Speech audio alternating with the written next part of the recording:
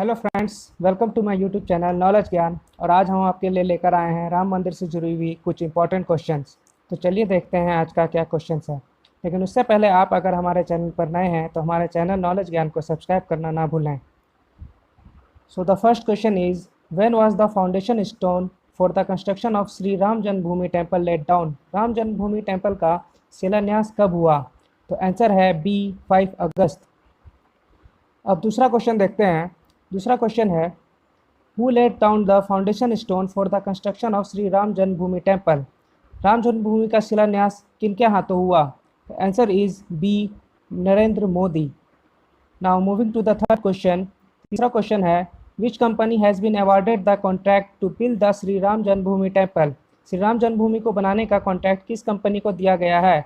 Answer is A, Larsen and टार्बो। Larsen and टार्बो के बारे में पता ही होगा आपको, one of the largest company, construction company of India है ये। अब नेक्स्ट क्वेश्चन है, who is the architect of Shri Ram Janmabhoomi temple? Shri Ram Janmabhoomi temple के आर्किटेक्ट कौन हैं? तो ये इनमें से डी आंसर होगा, all of the above. Actually Nikhil Sompura और आशीष सोमपुरा जो हैं वो चंद्रकांत सोमपुरा के बेटे हैं। और सोमपुरा फैमिली जो है ये आर्किटेक्ट का ही काम करते हैं। और ये इनके 15 जनरेशन से लगभग ये टेम्पल के आर्किटेक्चर में इनकी फैमिली का योगदान रहा है। और लगभग 100 से भी ज़्यादा temples all over the world इन्होंने कंस्ट्रक्ट किए हैं। तो नेक्स्ट क्वेश्चन देखते हैं। इसका आंसर होगा D, all of the above. Next question है, which style of Indian temple architecture is use to design Shri Ram Janmabhoomi temple? कौन सा टेम्पल आर्किटेक्चर, कौन सा स्टाइल आर्किटेक्चर का यूज़ किया जाएगा राम जन्मभूमि टेम्पल को बनाने में? तो आंसर है ए, नागारा और नॉर्थर्न स्टाइल। इसको नॉर्थर्न स्टाइल भी बोला जाता है। टिपिकली 3 स्टाइल होते हैं, नागारा, द्रविड़ और वेसारा। वेसारा मिक्स स्टाइल को बोला जाता है। Next question is, what will be the height of the Shri Ram Janmabhoomi temple? Height, Ram Janmabhoomi temple जो बनेगी उसकी हाइट क्या होगी? तो इसका आंसर है 161 फीट। एक्चुअली ये जो 1988 में पहले जो प्रपोज हुआ था राम जन्मभूमि टेम्पल का हाइट, वो 141 फीट था। लेकिन अभी कुछ चेंजेस किए गए हैं और इसको 161 फीट किया गया है। Next question is, Ayodhya is situated on the banks of which river? किस रिवर के किनारे, किस नदी के किनारे अयोध्या नगरी बसी हुई है? तो इसका आंसर है बी, सरयू नदी। नेक्स्ट क्वेश्चन है, how many pillars the grand Ram मंदिर इन अयोध्या विल हैव? कितने पिलर्स होंगे राम मंदिर में? तो राम मंदिर में बी, 360 पिलर्स होंगे। इससे पहले जो प्रपोज मैंने आपको बताया 1988 में जो प्रपोज था उसमें 212 पिलर्स थे और इसको बढ़ाकर भी 360 कर दिया गया है। Next question is, how many entrances the Ram mandir will have? Ram मंदिर के कितने एंट्रेंस होंगे? तो इसका आंसर है सी, 5। Next question is, how many floors the Ram mandir will have? Ram मंदिर में कितनी मंजिला मंदिर होगी? तो आंसर है इसका A, 3। Next question is, how many domes the Ram mandir will have? Ram मंदिर जो बनेगी उसमें कितने गुंबज होंगे? डोम्स का मतलब हिंदी का अर्थ होता है गुंबज। तो ये होंगे 5, B, 5। Next question is, how much area the temple structure and the temple complex will encompass respectively? मतलब इसमें जो टेम्पल का जो स्ट्रक्चर होगा वो कितनी एरिया में होगा और टेम्पल का कम्प्लेक्स जो होगा वो कितनी एरिया में होगा? तो ये टेम्पल का स्ट्रक्चर जो होगा वो 10 एकर्स ऑफ लैंड में होगा और बाकी जो रिमेनिंग टेम्पल कम्प्लेक्स होंगे टोटल वो 57 एकर्स में होंगे। तो इसका आंसर होगा ए, 10 acres and 57 acres respectively. Next question is, what is the estimated cost for the construction of Ram Mandir and for the development of 20 acres of land around its premises respectively? Ram मंदिर जो बनाया जाएगा उसके साथ ही साथ उसके 20 एकड़ के अगल बगल का जो एरिया होगा उसका भी डेवलपमेंट होगा। तो राम मंदिर के कंस्ट्रक्शन में जो एस्टिमेटेड कॉस्ट है वो 300 करोड़ का है और उसके अगल बगल के 20 एकड़ का ज़मीन का जो डेवलपमेंट होगा वो 1000 करोड़ का एस्टिमेशन है। तो आंसर इसका होगा सी, 300 crore and 1000 crore. Next question is,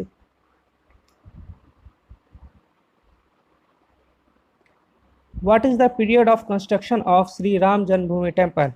Ram Janmabhoomi temple बनाने में कितना समय लगेगा? तो इसका आंसर है ए 3 to 3.5 ईयर्स, 3 से 3.5 साल का समय लगेगा। Answer is A 3 to 3.5 years. Next question is how much was the area of disputed land in Ayodhya. Ayodhya में जो डिस्प्यूटेड लैंड, जो विवाद का जो एरिया था वो कितना था, तो ये था 2.77 acres, B. Next question is in which year the ancient Hindu temple is believe to be demolished at Ayodhya. Ayodhya में जो पहले हिंदू टेम्पल था उसको किस ईयर गिराया गया था। यह माना जाता है कि 1528 से 1529 के बीच में। किसी किसी बुक्स में आपने देखा होगा ये 1528 भी दिया हुआ है, लेकिन एक्चुअल जो है वो डेट 1528 या 1529 है। तो ऑप्शन ए सही होगा। Next question is which Mughal emperor demolish the ancient Hindu temple and made a mosque at the site. किस मुगल एम्परर ने एंशियंट हिंदू टेम्पल को तुड़वा कर वहाँ पर मॉस्क का निर्माण करवाया था। तो ये है C, Babar. Next question is the commander of Babar who is believe to have been constructed the Babri mosque after the demolition of ancient Hindu temple. जो पहले एंशियंट हिंदू टेम्पल था उसको तोड़कर जो बाबर ने बनवाया था, तो किस कमांडर, उसका कमांडर कौन था उस समय जिससे उसने ये काम करवाया था, सेनापति। तो ये थे A, Mir Baqi. Next question is what was the name of the mosque build by Babur at Ayodhya. Ayodhya में जो बाबर ने मॉस्क बनवाया था उसका नाम क्या था, तो वो था डी, बाबरी मस्जिद।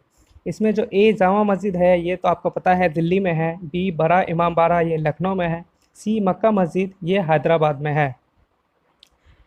Next question is when was the Babri मस्जिद एट अयोध्या डेमोलिश्ड। बाबरी मस्जिद जो है अयोध्या में कब उसको तोड़ा गया था, तो इसका आंसर है बी, 6 दिसंबर 1992।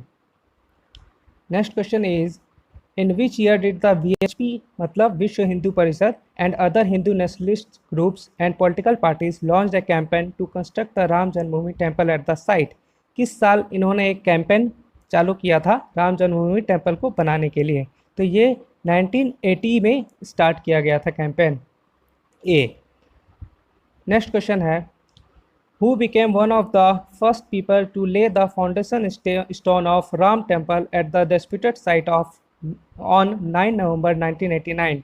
9 नवंबर 1989 को किसने पहला फाउंडेशन, इससे पहले भी एक बार शिलान्यास हो चुका है लेकिन वो डिस्प्यूटेड एरिया में ही हुआ था और गवर्नमेंट से परमिशन डिस्प्यूटेड एरिया में शिलान्यास का नहीं मिला था, लेकिन VHP जो विश्व हिंदू परिषद है उन लोगों ने डिस्प्यूटेड एरिया में ही इसका शिलान्यास किया था। फाउंडेशन स्टोन इसका रखा गया था और इसमें कामेश्वर चौपाल, जो ये एक दलित लीडर फ्रॉम बिहार से थे, दलित लीडर, इन्होंने पहला फाउंडेशन स्टोन किया था, शिलान्यास इन्होंने ही किया था। Next question is who was the prime minister and home minister respectively who formally granted the permission to then VHP leader Ashok Singhal for the शिलान्यास outside the disputed site। जैसे कि आपको मैंने बताया कि डिस्प्यूटेड साइट के बाहर शिलान्यास करने का परमिशन मिला हुआ था गवर्नमेंट से। उस समय राजीव गांधी प्राइम मिनिस्टर थे, उनकी ही मिनिस्ट्री से ये ऑर्डर पास हुआ था कि शिलान्यास होगा लेकिन डिस्प्यूटेड एरिया के बाहर होगा। लेकिन VHP विश्व हिंदू परिषद ने डिस्प्यूटेड एरिया में जाकर ही शिलान्यास किया था। तो इस समय प्राइम मिनिस्टर राजीव गांधी थे और होम मिनिस्टर थे Buta Singh. The answer will be A, Rajiv Gandhi and Buta Singh. इसके अलावा जो हैं शंकरराव चव्हाण, ये भी होम मिनिस्टर रह चुके हैं राजीव गांधी मिनिस्ट्री में। अरुण नेहरू ये भी रह चुके हैं। PV नरसिम्हा राव ये भी रह चुके हैं। और बूटा सिंह के पहले थे PV नरसिम्हा राव, उसके बाद बूटा सिंह बने थे और बाद में PV नरसिम्हा राव PM भी बने थे। राजीव गांधी के बाद BP सिंह बने थे, उनके बाद PV नरसिम्हा राव बने थे। ठीक है, नेक्स्ट क्वेश्चन देखते हैं। Next question is who was the prime minister of India at the time of Babri Masjid demolition. Babri मस्जिद का जब गिराया गया था तो उस समय इंडिया के प्राइम मिनिस्टर कौन थे, तो उस समय PV नरसिम्हा राव थे प्राइम मिनिस्टर। नेक्स्ट क्वेश्चन देखते हैं। Next question is which inquiry commission submitted its report on the Babri Masjid demolition. Babri Masjid demolition पे एक इंक्वायरी कमेटी बैठाई गई थी, कमीशन, तो उन्होंने अपना रिपोर्ट सबमिट किया था। तो इसका नाम क्या था इस कमीशन का, तो इसका नाम था लिवरहैन कमीशन। ए जो है शाह कमीशन, ये इंडियन इमरजेंसी के लिए इंक्वायरी के ये कमीशन बनाया गया था, इंडियन इमरजेंसी जो लागू हुई थी। और सी नानावती शाह कमीशन, ये गोधरा कारनेज के लिए, गोधरा नरसंहार के लिए बनाया गया था। And the D Nanavati commission, ये 1984 एंटी सिख राइट्स के लिए बनाया गया था। नेक्स्ट क्वेश्चन देखते हैं। Next question is the final verdict pronounced on 30 September 2010 by Allahabad High Court comprised bench of how many judges? जो इलाहाबाद हाई कोर्ट ने फाइनल वर्डिक्ट दिया था, इससे पहले एपेक्स कोर्ट सुप्रीम कोर्ट से पहले इलाहाबाद हाई कोर्ट में केस थी, जब उनका फाइनल वर्डिक्ट आया था वो 30 सितंबर 2010 को आया था। तो उसमें जो बेंच थी जजेस की वो कितने थी? तो ये थी 3 नेक्स्ट क्वेश्चन देखते हैं। Next question is on which date the final verdict of Ayodhya dispute was pronounced by Supreme Court of India after a consecutive hearing of 40 days?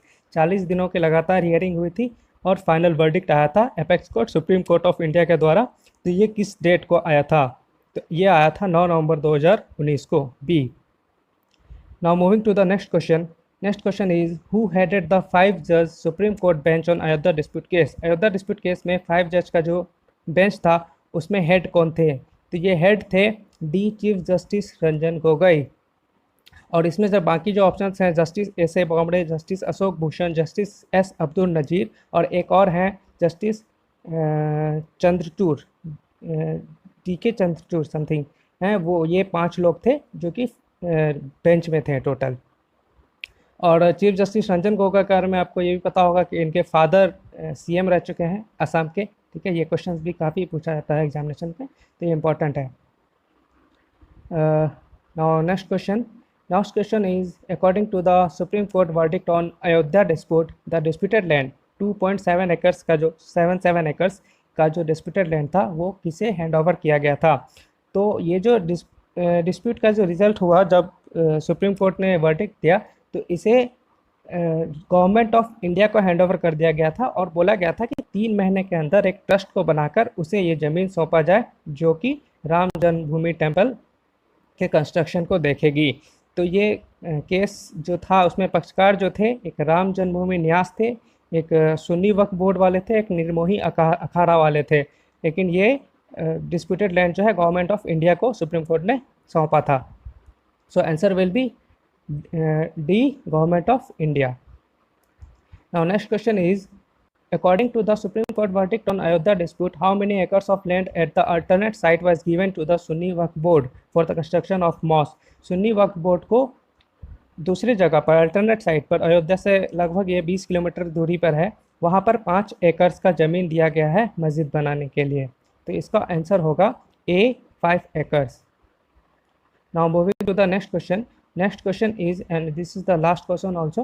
The last question is on 5 February 2020, a trust was created by the government of India to oversee the construction of Ram Mandir. The name of trust is, तो जो trust बनाया गया government of India के द्वारा, तो उसका नाम क्या है? उसका नाम है बी, श्री राम जन्मभूमि तीर्थ क्षेत्र। और कुछ और भी इस इंसिडेंट राम मंदिर से जुड़ी हुई कुछ चीज़ें हैं जो कि मैं आपको बताना चाहूँगा। ये है जैसे कि जिस समय 12वीं मस्जिद का डेमोलिशन हुआ था उस समय आपको बताया मैंने कि prime minister PV Narasimha Rao थे और उस समय यूपी के जो सीएम थे वो कल्याण सिंह थे। और कुछ और भी हैं जैसे कि डायमेंशंस के बारे में बताया गया है 161 फीट, जो कि पहले 141 फीट था, बाद में 161 फीट कर दिया गया इसका हाइट। तो उसमें इसका जो चौड़ाई अभी जो होगा न्यूली जो प्रपोज किया गया है वो 235 फीट वाइड होगी मंदिर चौड़ाई और 360 फीट लॉन्ग होगी, लंबी होगी। ठीक है, और 360 पिलर जो बताया गया है, अब यहाँ जो प्रपोज है 360 पिलर, पहले ये 212 पिलर्स थे। ठीक है, थैंक यू। आज के वीडियो में इतना ही, और नेक्स्ट वीडियो जल्दी ही मैं लाऊंगा। बाकी आप ये बताएं कि मेरा कंटेंट कैसा था, और अगर वीडियो आपको अच्छा लगा हो तो लाइक करें, शेयर करें, हमारे चैनल को सब्सक्राइब ज़रूर करें। Thank you.